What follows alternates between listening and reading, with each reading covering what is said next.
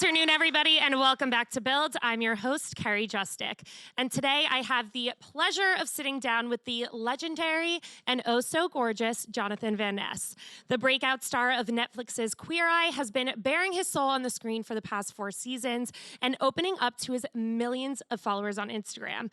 But with the release of his first book, Over the Top, JVN is proving that there's so much more to learn about this American sweetheart. Please help me in welcoming JVN to the stage. Guys, I mean, people are freaking hyped to see you. How are you feeling? Oh my God, so honored and welcomed and also hyped to see everyone. I mean, this week has been a whirlwind. I can't even imagine what you've been going through. So I guess, how are you? How are you doing? How are your cats? I know there was a lot of drama with the cats and not the time for them to get into the lilies. I'm universe, you're always teaching me how to be more patient and not freak out as much as I want to. Yeah, they're doing good. Genevieve's coming home in a second. Larry's coming home tomorrow. Lilies, cat owners, don't mix. Who knew? I didn't know. So whatever. I feel like you're the ultimate cat owner, so I'm surprised you didn't know. I didn't. I had heard poinsettias, but my in general feeling on flowers as a cat person, because my cats usually will eat them and then just throw them up. I've always been a strict no plant person, but if a cute person gives you flowers and to your face where you can't throw them away to their face, because you like them. Because normally if someone was with flowers, because I do have a no flower thing, I have cats. So I've always kind of tossed it. I don't really have plants. But in this case, it was in real life. And I was oh my God, that's so sweet. When's the last time a cute person gave me flowers? It's really long time. So I was it's so sweet. And the next day, I'm minding my own business. I come home, my cat's got white or yellow stuff all over his face. And I'm that's so funny. You got into the flowers. And then that's actually a really useful thing of Instagram, because immediately all these people were flooding my DMs, lilies are really toxic to cats. And then I was oh my gosh, is this the internet's being crazy, or is this really true? And it really was. And it really was an issue. They are going to be fine, but I really did need to take them to the vet last night. So thank God I had an amazing team, and they literally ran home and took all 4 of the cats to the vet, and their levels are fine. And I know I'm a crazy cat person. I can't help it. But yeah, they're really toxic. Who knew? So don't get lilies if you have cats. I mean, Over the Top, which is going to be my second book. I was going to say, this is honestly so fitting to happen to you during the release of your first book, because I mean, there's so much going on for you. I mean, first of all, this book is amazing. If you haven't all gotten it already, I mean, you can see all my little dog tags. I'm obsessed. You. I'm highlighting, I'm obsessed. But one of the things that I wanted to talk to you about was taking it back before you even started writing, because there is a lot in here. You're bearing your soul, and a lot of it has to do with traumatic events. And I know with trauma, it's kind of difficult to organize that and recall certain events. And you do it with such great detail in the book that I'm wondering what the process was before of therapy, talking with your family to really nail down what happened throughout your life.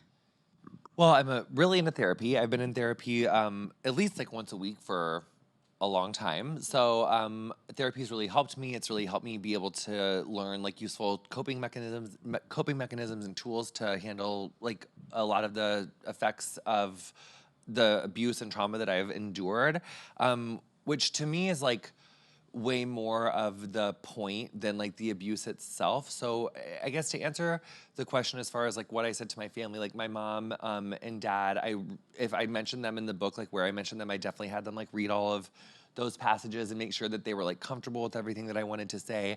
But my approach really to writing the book initially was I needed a moment to just put everything down and just write everything that I felt I needed to be in the public, for me to be able to speak to the experiences that have shaped my life, to the capacity that I want to speak to them to, and have been too afraid and unable and frankly not ready to share publicly when, Queer Eye first came out. And I really needed to sit and spend some time. And really by 2 months into Queer Eye coming out, which was April of last year, I was this.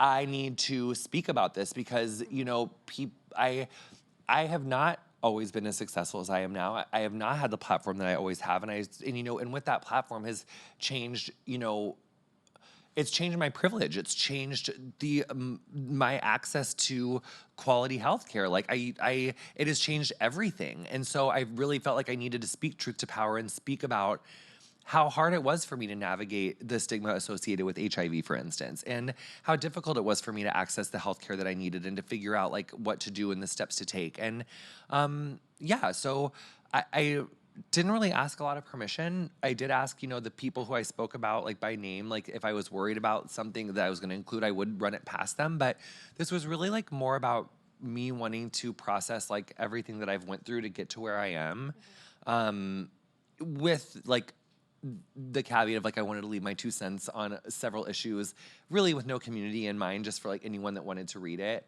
I needed to be able to show. I didn't even be able to show anything. I just wanted to show who I am, in a more complex way.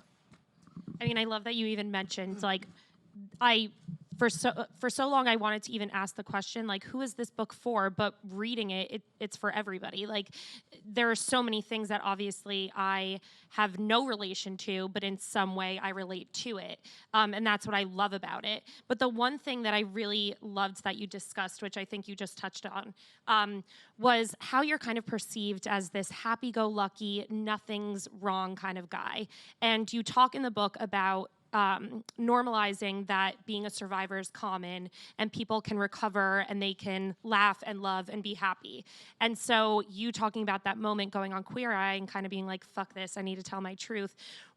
Did you have a lot of like anger or upset, or what were your feelings to the fact that you were known as bright, shiny, happy Jonathan, and you were like, just because I'm happy doesn't mean I haven't gone through shit? Well, there really wasn't like anger or irritation that was like the perception, because I am that person. Like, I am someone who wants to like talk to you about like corrective color or like your highlight or like your brow symmetry or like your skincare. Like, I am passionate about that. I think that all of those things are important. They have like a place. And I love to talk about self-care. I love to talk about beauty. Like, I've always loved doing hair. I talk about that in the book. Like, that's always been like a huge passion of mine. I don't think I had like a lot of resentment for the way that I was perceived, but I do think that I had a feeling, especially, through, becoming successful in the public eye in this like last year and a half, that I had a desire to share my story because I wanted to share my truth so that I could be as angry in public as I wanted to be like on Twitter all the time, so that you're like, oh, that makes sense. And so there was that, but then also, these questions end up I talk so much, I like lose my train of thought in the middle of it, which also just happened.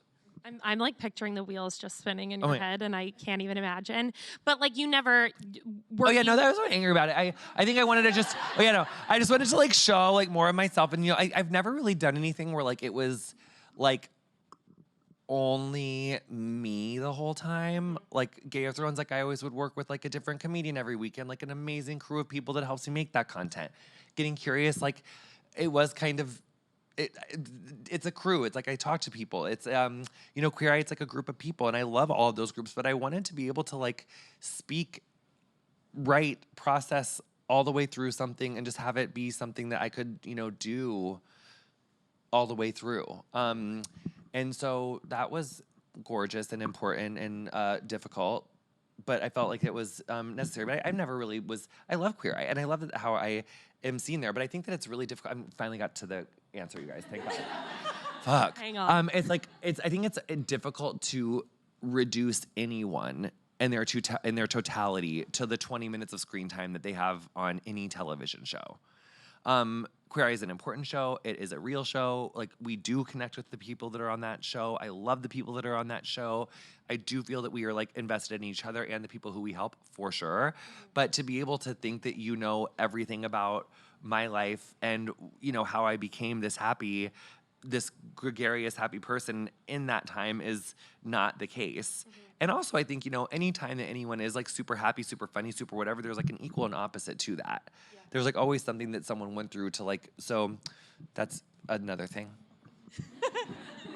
Well, I love that you say that, because especially with all the things that you were just talking about, you love doing hair, makeup, grooming, all of that stuff. Throughout the book, I feel like your creative outlets are kind of what takes us through this whole journey. And I thought it was really interesting because your relationship with your mom is so unique and so special. And throughout the book, she really is there for you. She accepts you. But you even mentioned like that wasn't necessarily enough.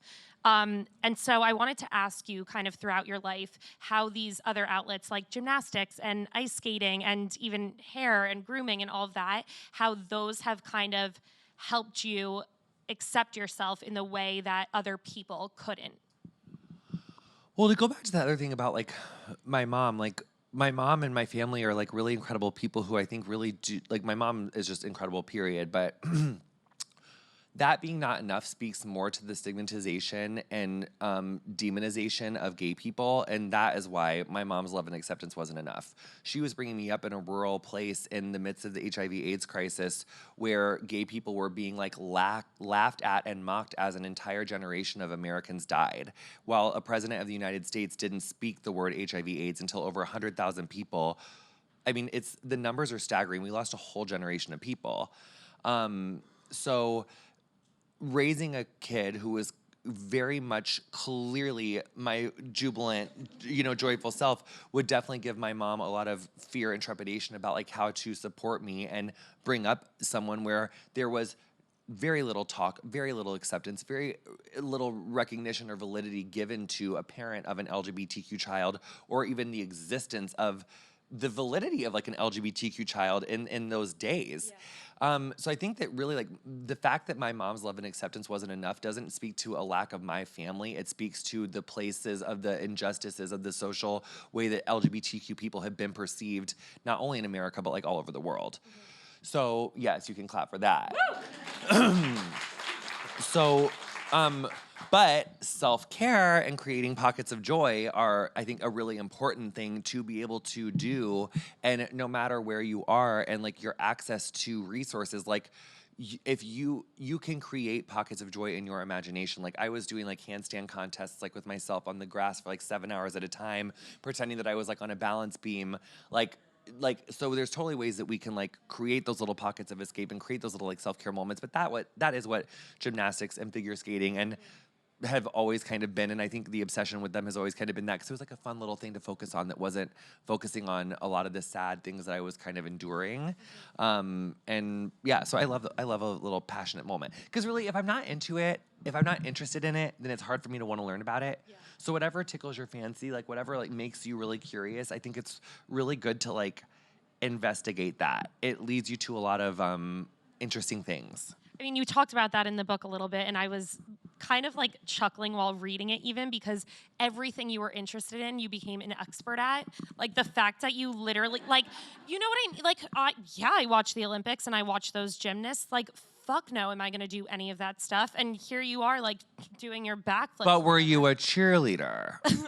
I was a dancer. Well, a dancer, you wouldn't be tumbling and dancing. You can't be hard on yourself for not. Like, well, it's okay. Hamstring flexibility is hard to come by. It's a long process. It takes a long time. Sometimes they're rigid little people down there, and they scream when we try to stretch them. But I do want to tie back to the little political thing you were talking about. I mean, growing up, like you said, it was a really tough time, especially for the LGBTQ community. Still is. Exactly. So now I know a lot of people have been like, why now? Why now? Why now with this book? And I want to ask the same thing. Why do you think it's so important? And kind of like what reflections are you seeing between the time that you explain in this book that created so much fear for your parents raising a gay son to now, people having to live that truth in this political climate? I think a really good example of this is The 13th on Netflix by Ava DuVernay. And you see like how the racism that caused slavery still exists, and it's only like shifted and repurposed itself into like what we see now as the mass incarceration, system.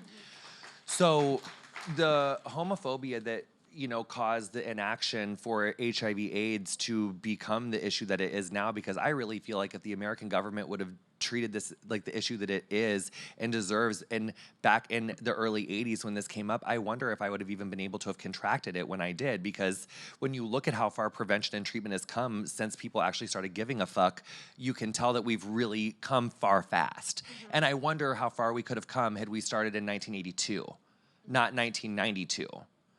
So that is why it's so important, because those conditions are currently being created now. Vice President Mike Pence was the governor of Indiana, and he was really, and he has been a continued really useful tool for the radical religious right to impose their religious beliefs on people's access to reproductive health care, to Planned Parenthood. And when we see that in 2013, Clark County, Indiana closed their only Planned Parenthood clinic that offered STI testing and screening, and then you immediately saw one of the largest HIV/AIDS outbreaks in in the last 2 decades. And we see all the time that when in counties and in states where Planned Parenthoods are closed, when they're the only means of access to STI screening, that STI rates go up, and that new HIV infection rates can go up or continue to be not diagnosed. And I think another reason what really terrified me was when the Trump administration directed the Centers for Disease Control to not study 7 words, and one of those words was trans. And we know that HIV/AIDS disproportionately affects the trans community. And to make it so that the CDC can't allow our leading scientists to study the effects of HIV/AIDS on folks is really, we are in a dangerous time. And I think for me, I really like to equate things to 90s movies because 1, it makes me laugh, and 2, it makes me kind of see things in a different way. But if you remember the movie Dante's Peak with Pierce Brosnan, if you're too young to have seen it, it's a great classic. If you're seeing a nice person cuddle up, it's a great Sunday thing. It's about a small town in somewhere in the Northwest escaping an impending doom of a catastrophic volcanic explosion. And the governor doesn't want to let the mayor evacuate. Honey, there's an emergency. And Pierce Brosnan is like, we're gonna fucking go through this whole catastrophe and we're just sitting ducks. And he explains to the mayor, who's this fierce lady, who he ends up becoming like their love interest. I think this is the plot. I haven't seen the movie in like 13 years, but this is like what I take from it. Like, he says, if you put a frog in boiling water, the frog will jump out. But if you put a frog in like lukewarm water and like turn the thing on, like the frog will just boil to death. And I really have a very strong sense that we are being slowly boiled in this climate of racism and xenophobia and homophobia and fear-mongering.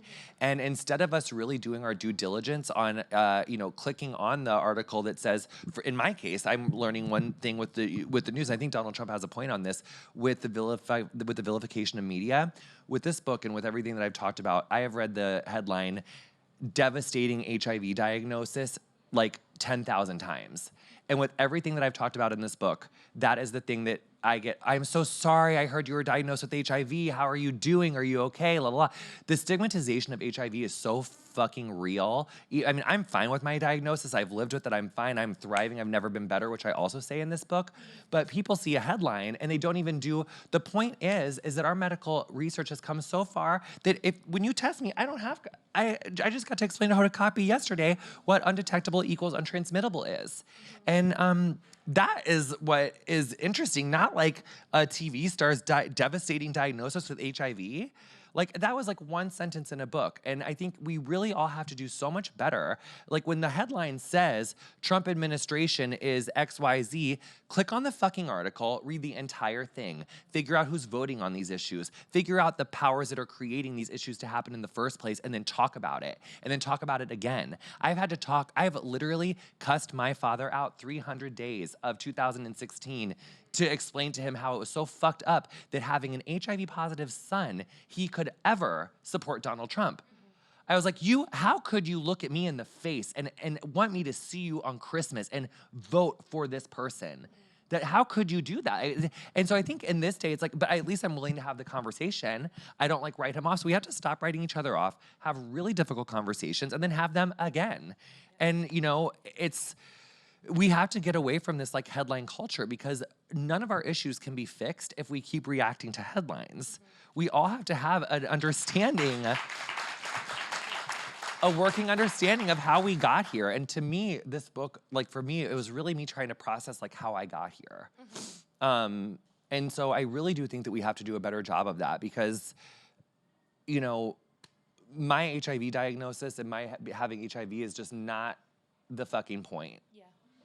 Yeah, 100%. And I mean, I can't put this book into a sentence, and I doubt that you can, but I kind of want to challenge you. Like, for anybody that's like you, that's not like you, to little Jack, to who knows, Sally from New York City, like what would you want them to take away from this book? Is there one thing? Joy. I love that. Oh my God, guys, everybody needs to read this book. I'm freaking out. The one thing I also wanted to ask you, social media is huge for you. Social media is huge for your community. And I'm sure so many people follow you and are those little boys in Quincy that feel like they're alone. What would social media have done for little Jack? Well, I think it would have been really helpful. I mean, it would have been super duper helpful to know that there's like a community of thriving artists and incredible people in the world that are interested in the same things that I'm interested in and to know that I wasn't alone that whole time, I think is just like an incredible opportunity that is just such a great resource and tool that people have now, which is really so gorgeous and a really useful tool, especially when I think about things like the Trevor Project, which is like a way that we can actually use in moments of crisis to reach out and develop a social network around us to create safe spaces that are so desperately needed for the LGBTQ plus community. But, you know, even in light of some of the things that we have now as social media, it's not enough. Kids are still suffering. Kids are still being bullied mercilessly. In fact, I know of several times in and around where I'm from after Queer Eye left that actually spiked people in my hometown being bullied more, like after we left. So I don't think we've come as far as we like to think that we have. And I think that to think that social media or YouTube or any of the social networks that we have is enough to deal with like the systemic problems that are perpetuating sexual abuse, the wanting to tap out with food, all of the things that I talk about in my book, like, are not curable by social media connection, but it is a nice tool to have. Yeah, that's awesome. I'm gonna hand it over to Q&A, although I really, really don't want to. Oh, okay, queen. But we do have a few questions from audience members. First one's over there. Hi. Hi. First of all, I just wanted to say thank you on behalf of all queer people, all body positive people. The activism you do is so important, and I'm so grateful. And my question is, so writing this is clearly a very like emotional book, and I just wanted to know what your feelings were writing it, and then when it was released, how did you feel? Gorgeous question. I also want to say at the very beginning when you said thank you, I literally nodded my head like I knew you were going to say that, but I was really nodding my head to how good your gorgeous waves look today. And when you were, I was like answering my own. I was like, God, her texture is gorgeous. Then I was like, she's thanking you. Stop nodding your head. Oh my God, I'm gonna so cry. I just wanted to clear up that really quick. Yeah, so writing it, I feel like the closest way I can say it is like it felt like I was putting my like soul in a food processor and like making these like, you know, yummy like no-bake granola bar things that my mom makes. That it really was very difficult like to write, and but it also was really healing. From the time I finished the book all the way, which I can tell you, I think you could ask the publishers, like, I don't know if anyone has like edited more of a book and like continued to change a book until more of the last minute than I did. So I think I really all the way finished it like 2 or 3 months ago, which just like, because I just was like really like, I was like, you have one shot to like really tell people what your truth is. And I really wanted it to be perfect. Oh my God, I'm gonna cry now too. I have never had the amount of anxiety that I've had in the last like 3 months. Releasing this book and like wondering what, you know, how it would affect like my friends, my family, you know, my life. I've never been this public. I don't, there's like not a rule book to like having a lot of your dreams come true, and to like share my truth like the second that like all of my dreams came true was really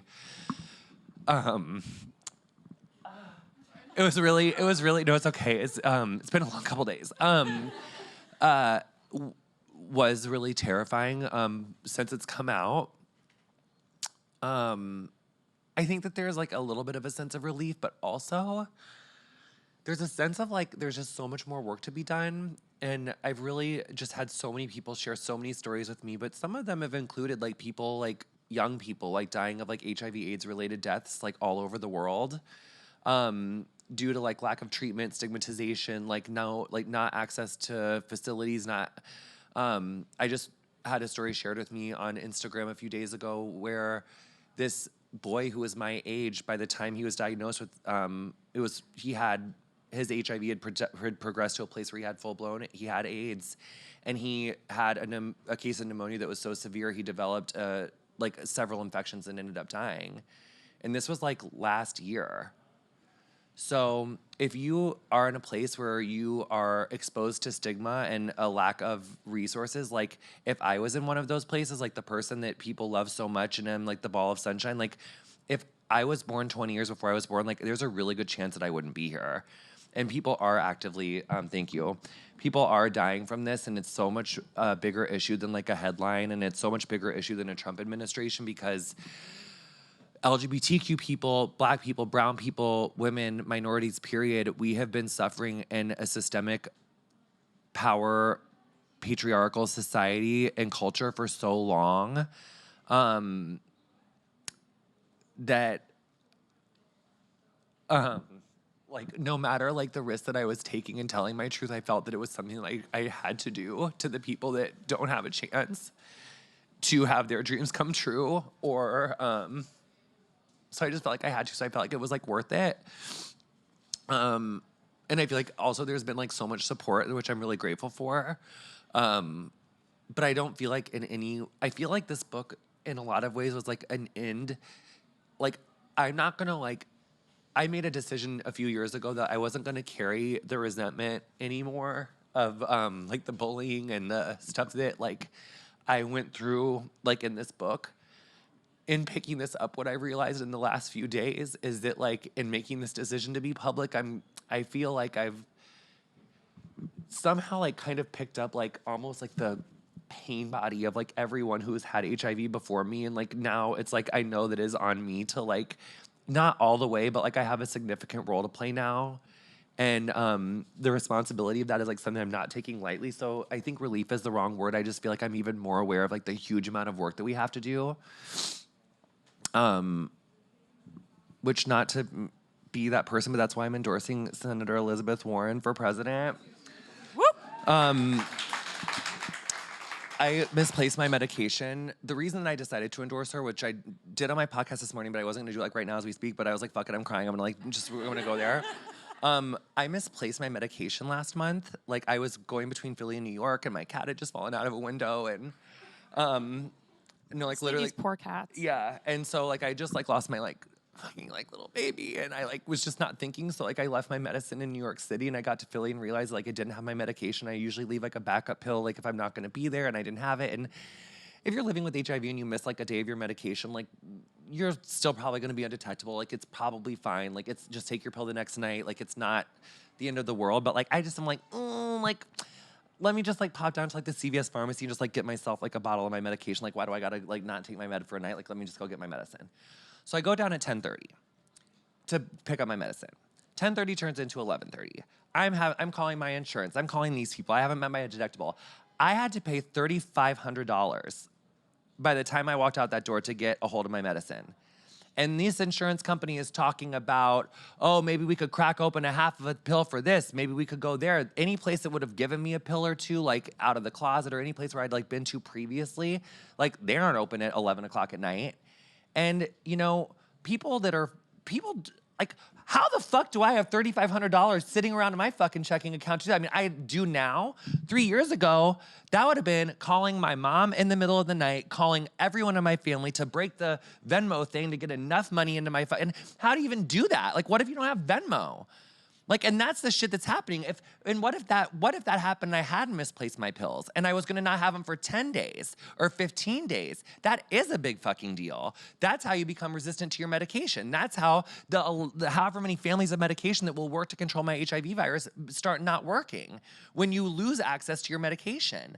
So that's why it's such a big fucking deal that Planned Parenthoods are being closed, and that the GOP and this president have equated Planned Parenthood, who does so much to keep everyone healthy, with abortion, which abortion is literally healthcare and people's access to healthcare as well. So like the narrative around like criminalizing people who get pregnant and people who get STIs it's been a masterclass in PR. And really, we should take the things that have worked to stoke that racism that they've done. I think that's really, I'm not endorsing Marianne Williamson, but as long as we're talking about presidential politics, I do think that she's got a point. Donald Trump is a phenomenon, and he has figured out to like harness a huge amount of like racism and fear. So if we could, if whoever does get the nomination, hopefully it is Elizabeth Warren, could just get a little tiny bit of that pizzazz, honey. Because that Marianne Williamson, honey, she does have some pizzazz. Does she have the potential? She does have a little bit of pizzazz, I gotta say.